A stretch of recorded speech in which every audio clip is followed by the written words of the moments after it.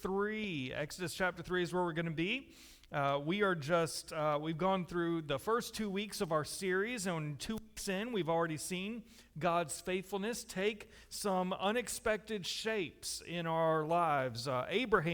We saw Abraham, who was waiting on a promise that he couldn't see yet.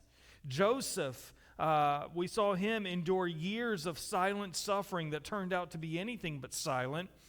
And in both cases, God was present and working in their lives, just not in ways that either of them could see at the time. And if you haven't figured out kind of a theme we've got going in these first few weeks, and I think this is cutting out already, isn't it? Okay, I'm going to switch these batteries. Give me 1 second.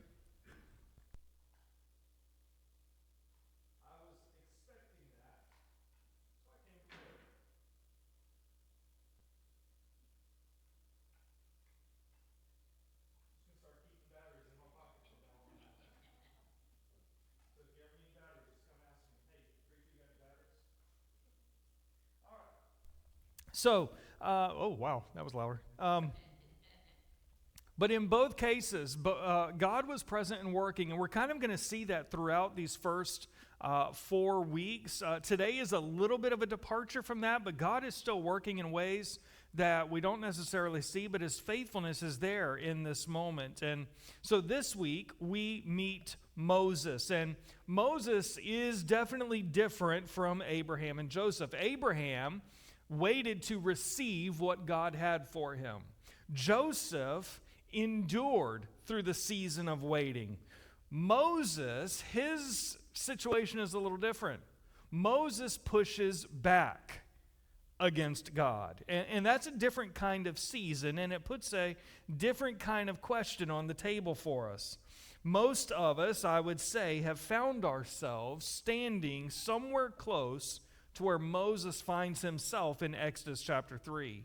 You have found yourself in that moment where you sense that God is calling you to do something. He's put something in your path, and yet when you look at yourself honestly, you can't see how in the world you can possibly be the right person for that job. Anyone ever thought that? I know I sure have. The gap between what God seems to be asking you to do and what you think your ability to do seems like crossing the ocean. I was trying to think of the right analogy there. Yeah. Seems like it's an ocean apart. And so what do? You push back. God, you've got to be mistaken here. That can't really be what you want. And so you begin to reason your way out of it. You convince yourself that someone else is better suited for whatever that task is.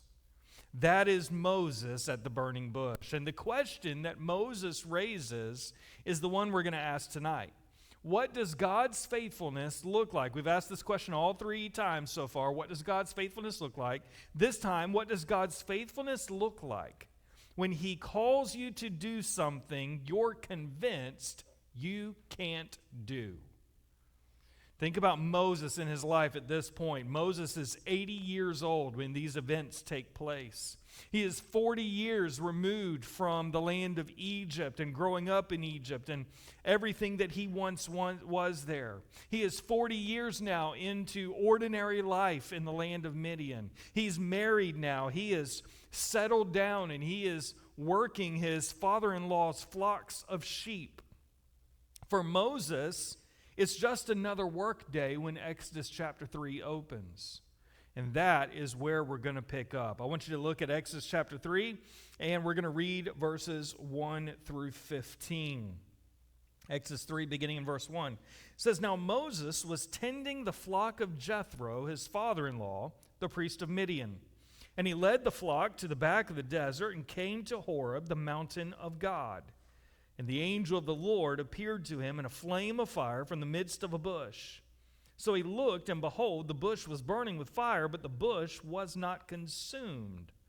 Then Moses said, I will now turn aside and see this great sight, why the bush does not burn. So when the Lord saw that he turned aside to look, God called to him from the midst of the bush and said, Moses, Moses. And he said, Here I am. Then he said, Do not draw near this place, But take your sandals off your feet, for the place where you stand is holy ground. Moreover, he said, I am the God of your father, the God of Abraham, the God of Isaac, and the God of Jacob. And Moses hid his face, for he was afraid to look upon God.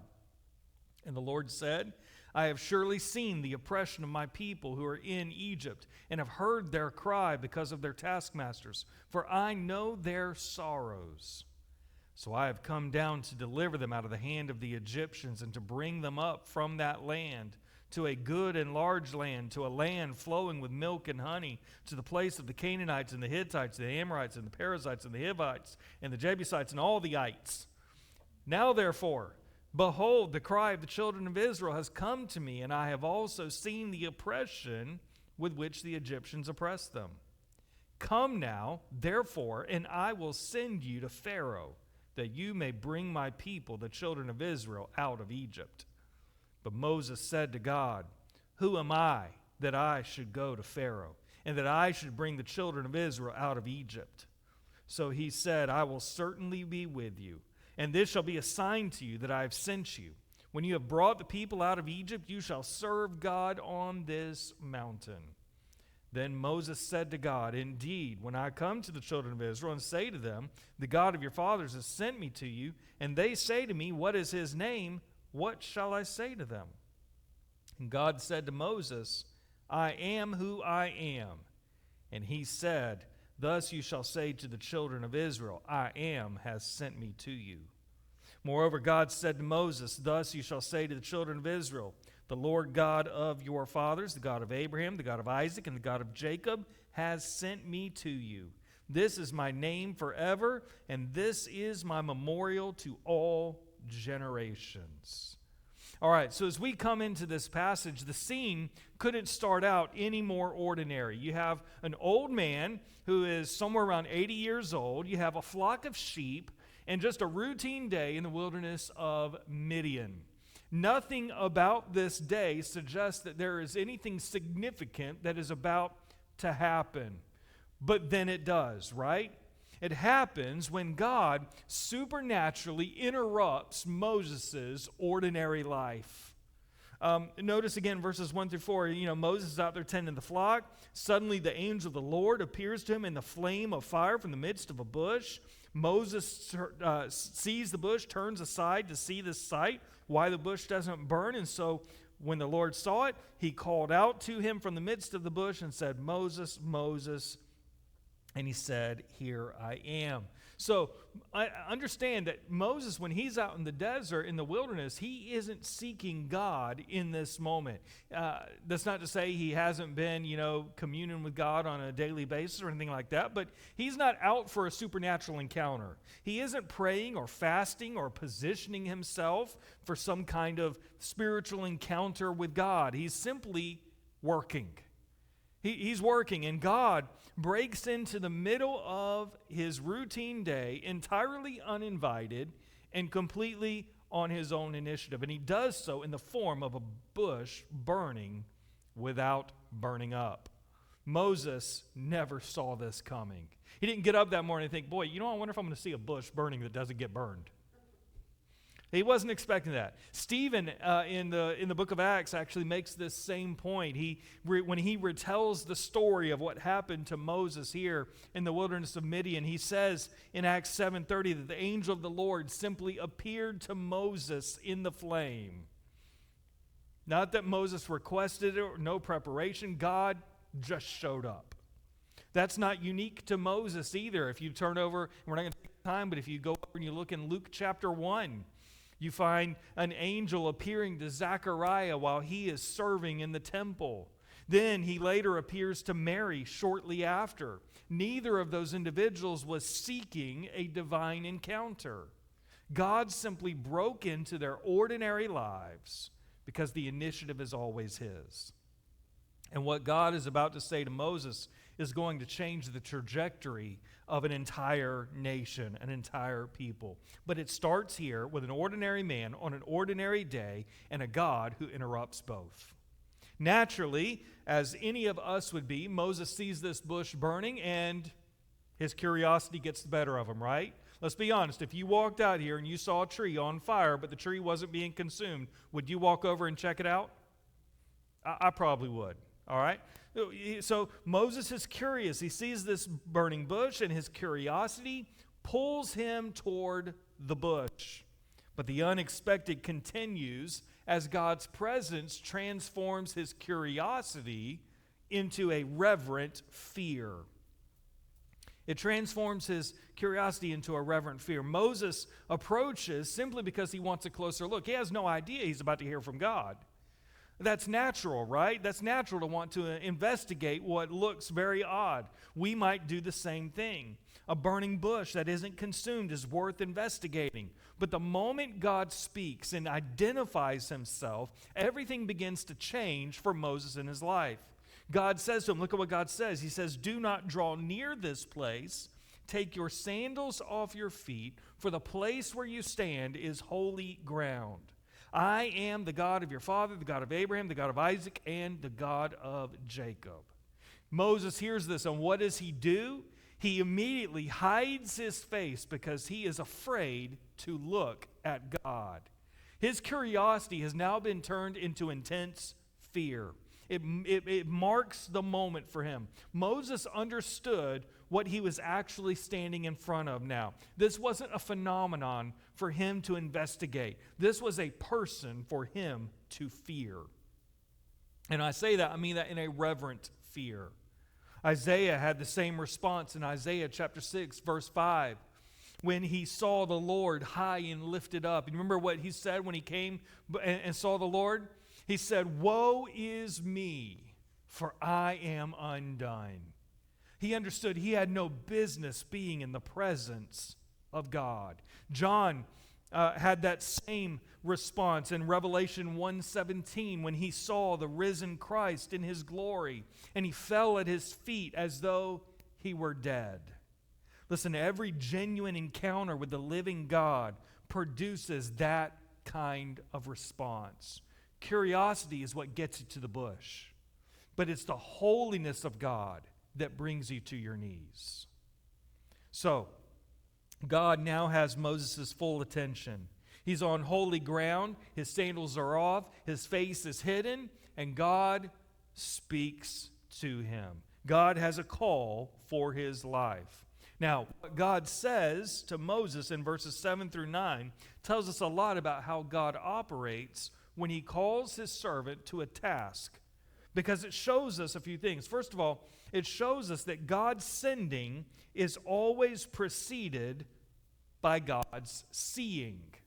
His sending is always preceded by his seeing. What do I mean by that? 7 times in verses 7 through 9, God speaks in the first person about what he has seen, what he's heard, and what he knows. He says, "I have surely seen the oppression of my people. I have heard their cry. I know their sorrows. I have come down to deliver them." Listen, he hasn't given Moses any instructions yet. Instead, he gives his own account of what he has been doing during these 40 years of silence that Moses has been in the desert living his ordinary life. The Exodus was on God's agenda long before he ever came to Moses. God sees, God hears, God knows, and then God sends. That's the pattern. Psalm 34:15 says, "The eyes of the Lord are on the righteous, and his ears are open to their cry." That's not a one-time event that happens at the burning bush. It's who God has always been and always will be. He sees before he sends, he hears before he moves. So Moses isn't being recruited to solve a problem that God just noticed. He's being invited into what God has already been doing. And can I tell you, God still works the same way today. If God calls you to do something, it's not because he just noticed there's a problem and you're the only one that can fix it. It's because God has seen the problem and has known the problem long before you ever came on the scene. And somewhere along the way, he said, "You're the one I'm going to use." So, Moses is being invited into what God has already been doing. And once God has laid out what he has seen and heard, he makes clear exactly what he intends to do about what he has seen and heard. And we see that God chooses Moses as his instrument of deliverance. Finally, we come to verse 10, and God reveals why he's appearing to Moses. Look at what he says in verse 10. Come now, therefore, and I will send you to Pharaoh, that you may bring my people, the children of Israel, out of Egypt. Listen, that's a very short, simple sentence. But I'm going to tell you, that one sentence, that verse, turns Moses' world upside down. All right? I mean, it turns it upside down. Notice the verb there. God doesn't ask Moses to volunteer. He doesn't come to Moses and say, hey, Moses, would you mind doing this for me? There's nothing about it that's like that. He doesn't ask Moses to volunteer. He doesn't present him options, say, hey, Moses, I got a few options for you. You can do this, or you could do this, or you could do this. Take your pick. Now, what does he say? He says, come now, I will send. Doesn't sound like a lot of choice in the matter, does it? Yeah. The Hebrew word shalak, which means to send, is an important word throughout Scripture. It is the language that God uses whenever he commissions a prophet. We see it in Jeremiah chapter 1, verse 7, when God says to a reluctant Jeremiah, he says, you shall go to all to whom I send you. Same word. In Isaiah 6:8, after Isaiah's terrifying encounter with God's holiness, God asks, whom shall I send? God already knows who he's going to send when he's saying that to Isaiah. He's getting Isaiah to realize, hey, buddy, you're the one I'm sending. And Isaiah responds and says, here am I, send me. The sending is always divine in origin. And that means that this isn't Moses' mission. So when Moses goes to deliver the people out of Israel, it's not because Moses came up with some grand scheme and grand plan to get them out of there. This is all God's mission. Moses didn't plan it. He's just the instrument that God wants to use. The deliverance, the actual deliverance of the people, belongs entirely to the one doing the sending. Moses is simply the means God has chosen to accomplish what he's already purposed to do. That pattern continues today. In John chapter 20, verse 21, the risen Christ says to his disciples, as the Father has sent me, guess what I do? I also send you. Listen, that's what God is doing in us today. It's the same word, same structure, same divine origin. Every person God calls into his service is sent, not volunteered, which means the mission you've been given isn't your mission to carry alone. It is his to produce what he wants done. So often we get called to do something and we look at our inadequacy and we say, I can't do this. And God says, that's the whole point. I'm sending you because I'm the only one that can do it. So God has seen the suffering. God has a plan and God has chosen his instrument. But look at who that instrument is, because as I just said, God's call always exceeds the capacity of the one who is called.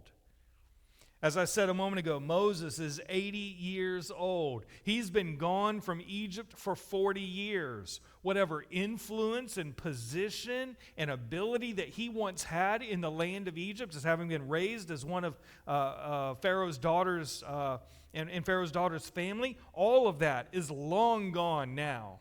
And God is sending him back to confront the most powerful ruler in the world at that time. And he is sending him to this powerful ruler to demand the release of all of his slaves. Yeah, that sounds nice.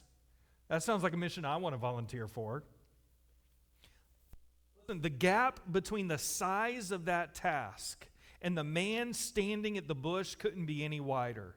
But that gap isn't an oversight on God's part. It is a deliberate gap. That, again, that is a part of the consistent pattern of Scripture. If you turn over to Judges chapter 6, verse 15, we see Gideon as he responds to God's call on his life. And what does Gideon say? He says, my clan is the weakest in Manasseh, and I am the least in my father's house. God, you don't get it. I'm a nobody. I'm the most unimportant person in the most unimportant family, in the most unimportant clan in all of Israel. And you're calling me to do this. Jeremiah chapter 1, verse 6, the verse before that where I mentioned earlier. Jeremiah said to God, I cannot speak, for I am a youth. God, I can't do this. Don't you understand how young I am? I'm not experienced enough. I'm not ready enough. I don't know what I'm doing.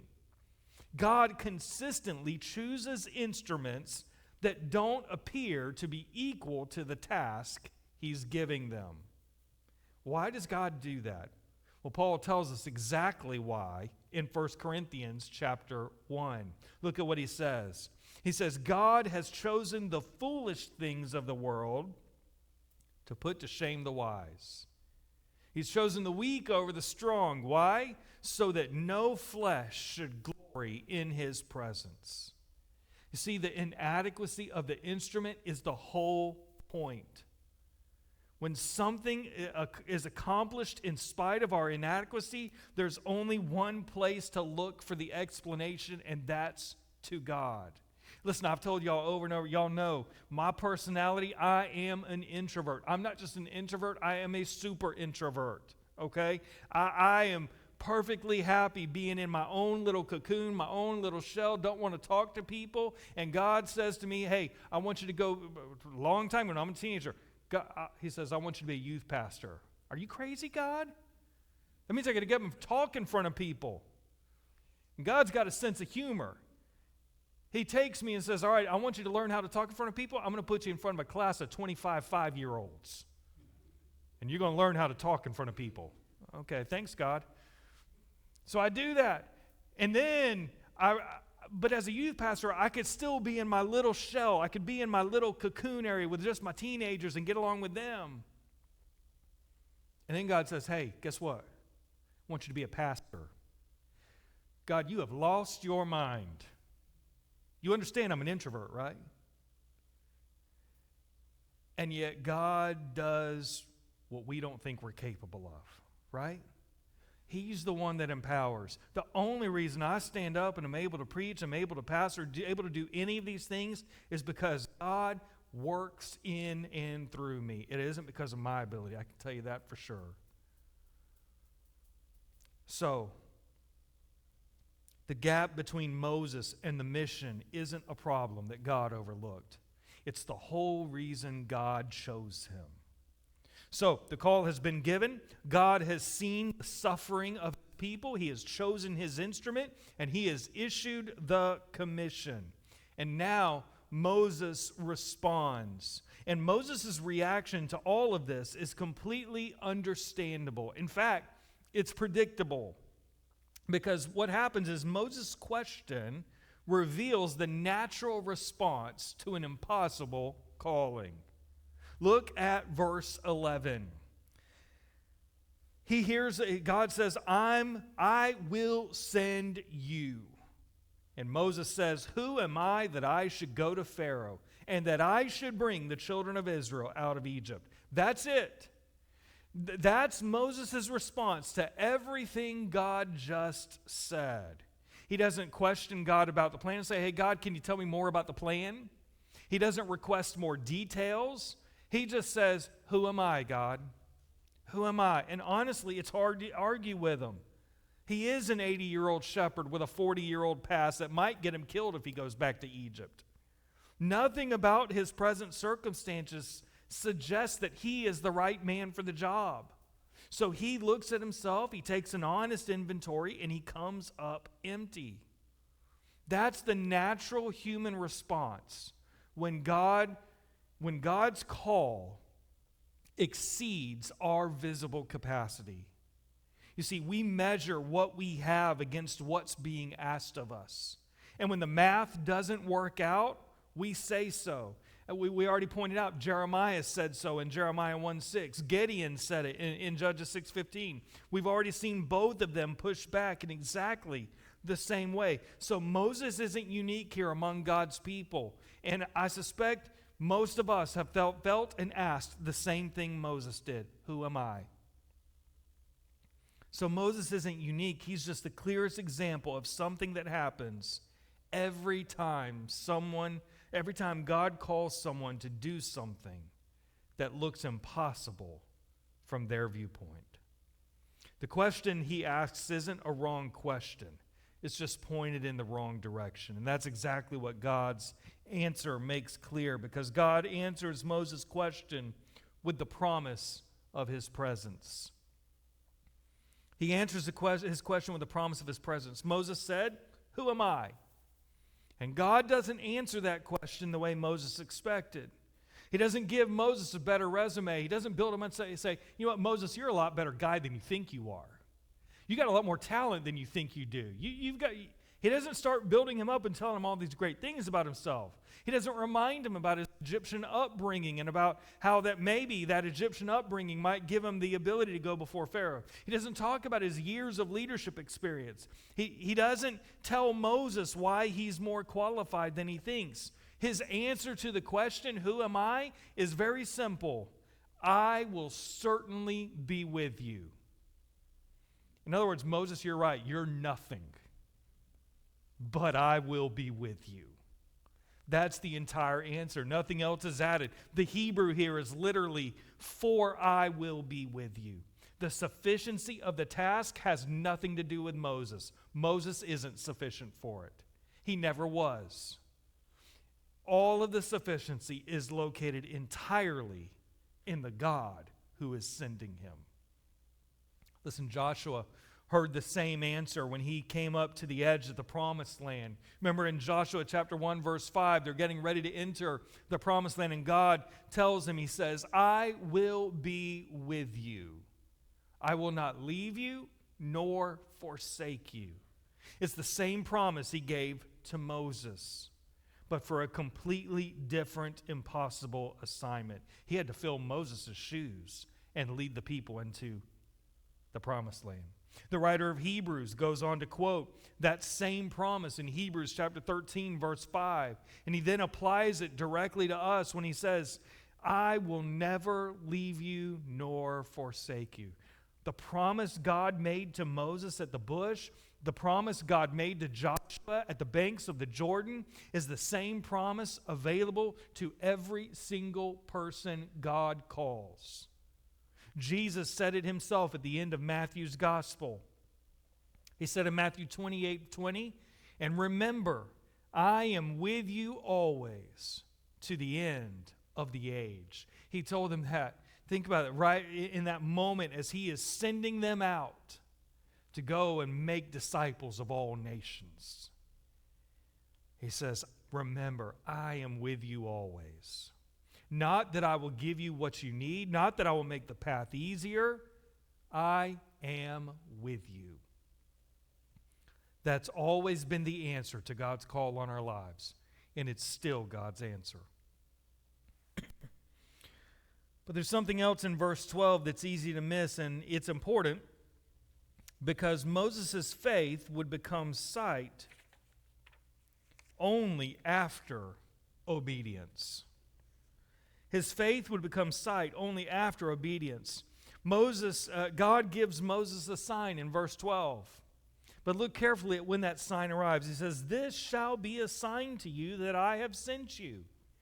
When you have brought the people out of Egypt, you shall serve God on this mountain." Now this sounds totally backwards, doesn't it?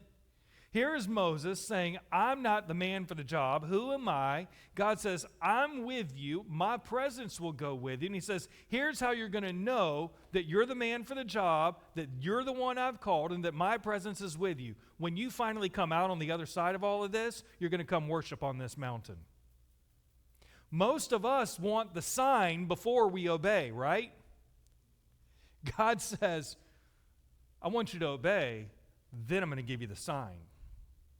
The sign is future tense. It comes after the obedience. God isn't giving Moses present tense proof to carry with him into Egypt. Now, yes, he's going to give him some proof to carry into Egypt to prove to the people of Israel that God has sent him. But as far as Moses' actual calling, he's not giving him any proof. He's telling Moses that confirmation is going to be waiting for you on the other side. That's a hard word for us, because Moses is being asked to act on the promise of God in his presence before he ever sees the evidence that it's true. And I think that's on purpose, because that's exactly what faith is, isn't it? Hebrews chapter 11, verse 8 says that Abraham obeyed when he was called to go out to the place which he would receive as an inheritance. And he went out not knowing where he was going. God's simply telling Moses, you're going to be just like Abraham. I gave Abraham a call and he obeyed, not knowing where he was going. I'm giving you the call, you obey, and you'll see the answer. In John 11, verse 40, Jesus tells Martha before raising Lazarus from the dead, he says, did I not say to you that if you would believe, you would see the glory of God? Belief comes first. Faith comes first. Then comes sight. That's the pattern that God consistently uses. God doesn't ask Moses to walk into this task blindly. He does ask him to walk based on the promise that God has already given. He said, I gave you a promise that I will be with you. My promise is all you need to do the task. The confirmation comes, but it comes after the step. So, God has promised his presence, but then Moses has another question in verse 13. Look at what he says. When I come to the children of Israel and say to them, the God of your fathers has sent me to you, and they say to me, what is his name? What shall I say to them? Now, before Moses ever asked this question, God had already begun to identify himself. So he identifies himself here, but he had already started back in verse 6. He did that in order to show that God's name connects every generation to the same covenant promise. If you go back to verse 6 of Exodus 3, you'll notice that God said, I am the God of Abraham, the God of Isaac, and the God of Jacob. Why did God say that? He did it for a specific purpose. God is anchoring his identity in the covenant history, that covenant promise that he gave to the patriarchs, Abraham, Isaac, and Jacob. The name Yahweh isn't a new revelation at the burning bush. It is the permanent identifier of the God who has always been faithful to his covenant people. He's telling them, I am the same covenant God that was with Abraham, Isaac, and Jacob. Every generation that calls on that name is connected to every promise he has ever made. Romans chapter 4, verses 16 and 17, Paul tells us that the promise comes through faith to who? To all the seed, that is, to those who are of the faith of Abraham, who is the father of us all. Paul, speaking to New Testament saints, says, listen, we are of the same faith as Abraham. He is the father of us all. Our faith in Jesus means that the God of Abraham is your God. The promises made to the patriarchs belong to everyone who comes to God through faith. In Hebrews 13:8, the writer puts it very plainly. He says, Jesus Christ is the same yesterday, today, and forever. So the God who identified himself to Moses as the God of the fathers doesn't change between generations. What he was to Abraham, Isaac, and Jacob, he is to you as well. So God has established who he is throughout covenant history. But now he answers Moses' actual question. He gets to the heart of the matter. And the answer he gives is the most important moment in this entire passage, because God's name reveals that he is actively and reliably present. He is actively and reliably present. Moses asked God for a name. Who shall I tell them sent me? And God says, I am who I am. How many of you have ever been confused by that statement? I still struggle to wrap my mind around that. The statement, it just sounds weird. Thus you shall say to the children of Israel, I am has sent me to you. Again, it's one of those things that I struggle with our English translation of what does that mean? Well, God, in this moment, gives Moses the most complete answer he can possibly give him. The name he gives him means something. At its core, this name declares that God simply and completely is. God is in essence, with this name declaring, I exist. I am the only one that exists. I am the one. He isn't becoming. He isn't fading. He has no beginning that can be traced and no end that can be anticipated. He just is. I am the God who is. But notice what God said to Moses just 2 verses earlier. He said, I will be with you, right? Now let me show you something. In the Hebrew, both statements, I will be with you, and I am, in both statements, they're connected by the same root word, meaning that his presence and his name are connected. What God promised Moses personally in verse 12, he now declares as his permanent identity in verse 14. I am the God who is, which means I am the God who is always present with you. God isn't being evasive. He's telling Moses more about himself in 3 words than any library could contain. God is saying, I'm not distant, I'm not dormant, I'm not unpredictable. I am actively and faithfully present. That's why when we come to the New Testament, Jesus then comes and claims that same name for himself. Remember in John 8:58, he's standing before the Pharisees, and what does he say? Before Abraham was, I am. The religious leaders understood exactly what Jesus was saying in that moment. That's why they picked up stones and were ready to kill him that moment, because they understood he was claiming to be the God of Abraham. They knew he was claiming to be the God of the burning bush. It was time to pull out the pitchforks. So, understand, God has given Moses everything he needs.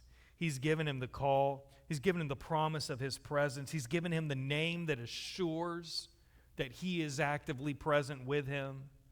And so we might expect Moses to now get up and go at this point, right? Okay, God has given me a call.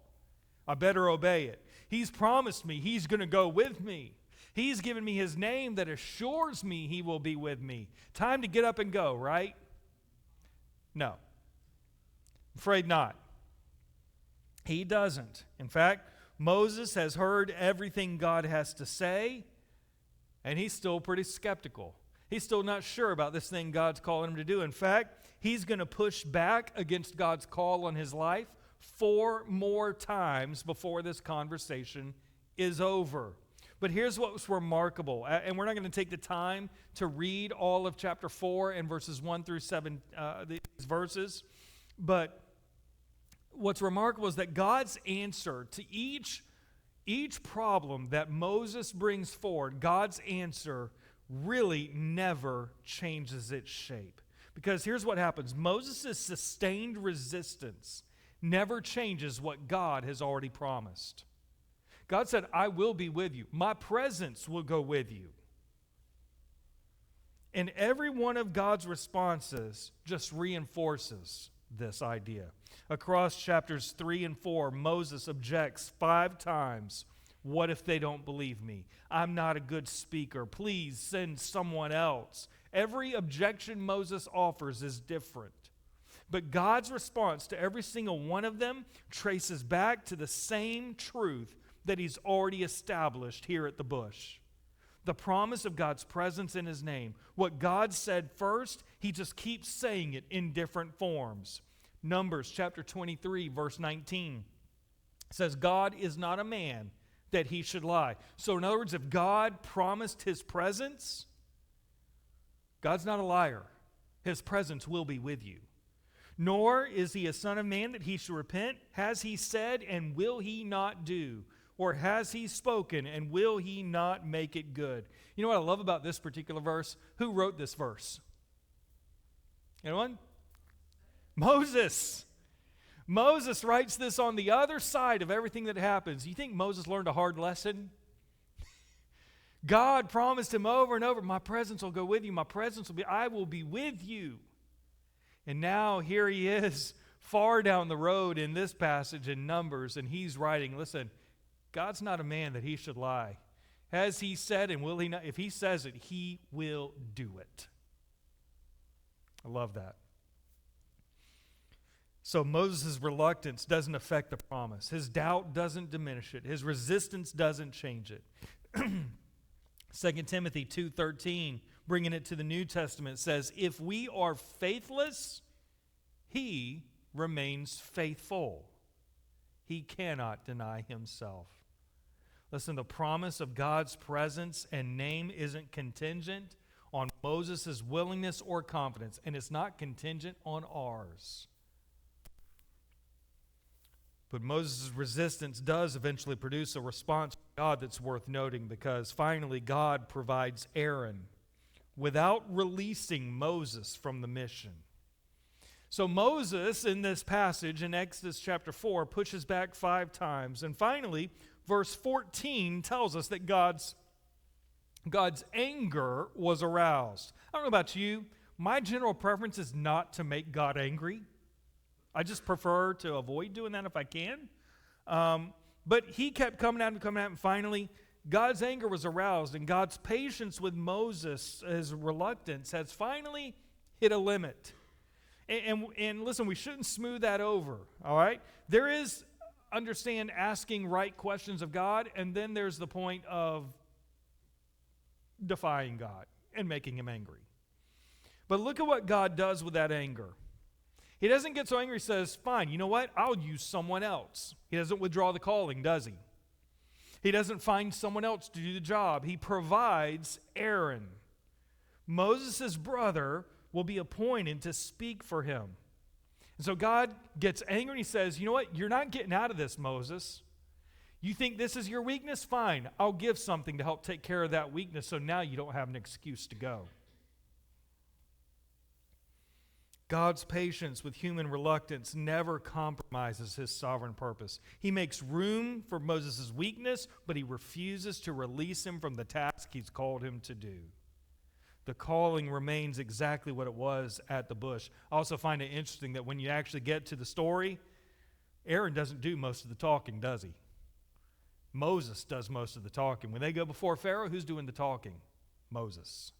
I find it interesting. He didn't really need Aaron for that job because God did it. So, Paul understood this dynamic personally, though. In 2 Corinthians chapter 12, he writes about the fact that God told him, he said, my grace is sufficient for you, for my strength is made perfect in weakness. God didn't remove Paul's thorn in the flesh. Well, we don't even know what that thorn was, but there was something in Paul's life that God refused to remove. But God provided everything Paul needed to be sufficient. Whatever the weakness is, it does not disqualify us from whatever God has called us to do. That just becomes the place where God's strength shows up most clearly. And when you step back and you look at everything God promised Moses at the bush, the call, the presence, the name, the accommodation of his weakness, it all points to one conclusion. Because what God promised at the bush proves sufficient for everything that follows. Listen, most of us, we know the story of Moses. Everything Moses is going to face from this point forward: the court of Pharaoh, the 10 plagues, the Red Sea crossing, the wilderness, the rebellion of the people, not just once, not just twice, over and over. The people constantly coming to him saying, man, I wish we'd just died in Egypt. We could have stayed there and been perfect, happy little slaves, which they weren't. Everything Moses faces, all of it, will be met by the same presence and name that's already given at the bush. God didn't give Moses a partial answer that would need to be supplemented later. What he gave him right here at the bush, his presence, was enough to sustain him through everything he was going to face.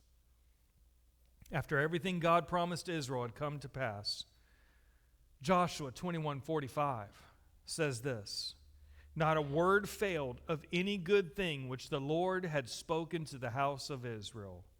All came to pass. Every provision, every sign, every accommodation, all of it traced back to what God had committed himself to do. 1 Thessalonians 5:24 reminds us that he who calls you is faithful, who will also do it. See, the calling and the sustaining for the calling, they all come from the same source. God doesn't call you to a task and then leave you to figure out the rest of it on your own. 1 Corinthians 1:9 says, God is faithful, by whom you were called into the fellowship of his Son, Jesus Christ our Lord. See, the faithfulness of God is the guarantee that what he starts, he will finish. What God promised Moses at the bush was sufficient for everything that followed, and what he promised you is sufficient for whatever is in front of you. So, wrapping this up, what does God's faithfulness look like when he calls you to something you're convinced you cannot do? Well, his faithfulness looks like a burning bush on an ordinary day. It looks like a God who sees before he sends, who answers the question, who am I, not with a better resume, but answers it with himself. It looks like a name that declares he is actively and faithfully present in you, with you in that calling, not just at the bush, but for everything that follows it. The same I am who met Moses in the wilderness stepped into human flesh in Jesus Christ. And the one who said, I will be with you to Moses, ultimately said in the New Testament, I am with you always, even to the end of the age. And he proved it by going to the cross and rising out of the tomb. Moses left the burning bush that day, and he went because the one who called him had promised to go with him. That promise has not changed. Whatever impossible thing God has placed in front of you, the presence and name that were sufficient for Moses are sufficient for you. All right, that is where we finish tonight. Next week, we will be turning over. We're going to be skipping forward quite a bit. We're going to be going to 1 Samuel chapter 1, and we are going to look at Hannah.